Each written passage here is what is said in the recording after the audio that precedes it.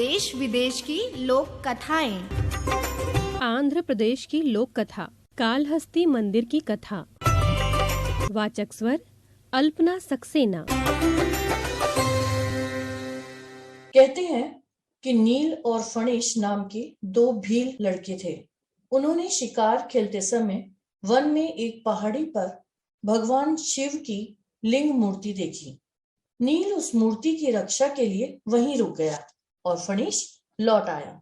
नील ने पूरी रात मूर्ति का पहरा इसलिए दिया ताकि कोई जंगली पशु उसे नष्ट न कर दे। सुबह वह वन में चला गया।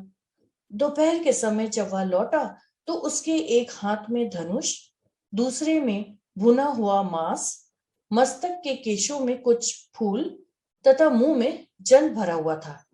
उसके हाथ खाली नहीं थे, इसलिए उसने मुख के जल से कुल्ला करके भगवान को स्नान कराया। पैर से मूर्ति पर चढ़े पुराने फूल और पत्ते हटाए, बालों में छिपाए फूल मूर्ति पर गिराए तथा भुने हुए मांस का टुकड़ा भोग लगाने के लिए रख दिया। दूसरे दिन नील जब जंगल गया तो वहां कुछ पुजारी आए। उन्होंने मंदिर को मांस के टुकड़ों से दूषित देखा। उन्होंने मंदिर की साफ सफाई की तथा वहां से चले गए। इसके बाद यह रोज का क्रम बन गया।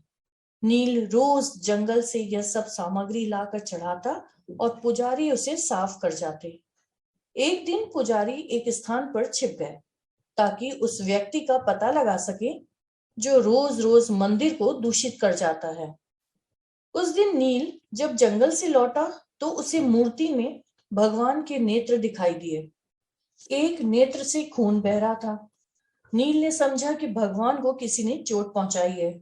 वह धनुष पर बाण चढ़ाकर उस चोट पहुंचाने वाले व्यक्ति को ढूंढने लगा।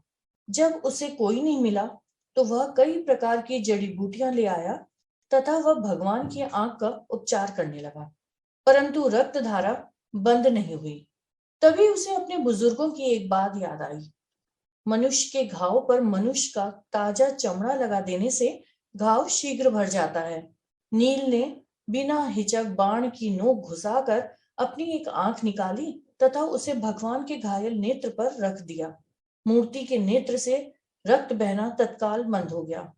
छिपे हुए पुजारियों ने जब यह चमत्कार देखा तो वह दंग रह गए।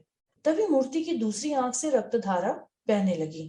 नील ने मूर्ति की उस आंख पर अपने पैर का अंगूठा टिकाया ताकि अंधा होने के बाद वह टटोल कर उस स्थान को ढूंढ सके। इसके बाद उसने अपना दूसरा नेत्र निकाला तथा उसे मूर्ति की दूसरी आंख पर लगा दिया। तभी वह स्थान अलौकिक प्रकाश से भर गया। भगवान शिव प्रकट हो गए तथा उन्होंने नील का हाथ पकड़ लिया। वे नील को अपने साथ शिवलोक ले गए। नील का नाम उसी समय से कणप्प पड़ गया। पुजारियों ने भी भगवान तथा भोले भक्त के दर्शन किए तथा अपने जीवन को सार्थक किया। कणप्प की प्रशंसा में आदि शंकराचार्य जी ने एक श्लोक में लिखा है, रास्ते में ठुकराई हुई पादुका ही भगवान शंकर के अंग झाड़ने की कूची बन गई। कुल्ले का जल ही भगवान का दिव्य अभिषेक जल हो गया और मांस ही नैवेद्य बन गया। अहो, भक्ति क्या नहीं कर सकती। इसके प्रभाव से एक जंगली भील भी भक्त श्रेष्ठ बन गया। मंदिर में मुख्य स्थान पर भगवान शिव की लिंग रूप मूर्ति है। यही वायु तत्व लिंग है, इसलिए पुजारी भी इसका स्पर्श नहीं करते। मूर्ति के पास स्वर्ण पट स्थापित है, उसी पर माला इत्यादि चढ़ाकर पूजा की जाती है। इस मूर्ति में मकड़ी, हाथी तथा सर्प के दांतों के चिन्ह स्पष्ट दिखाई देते हैं।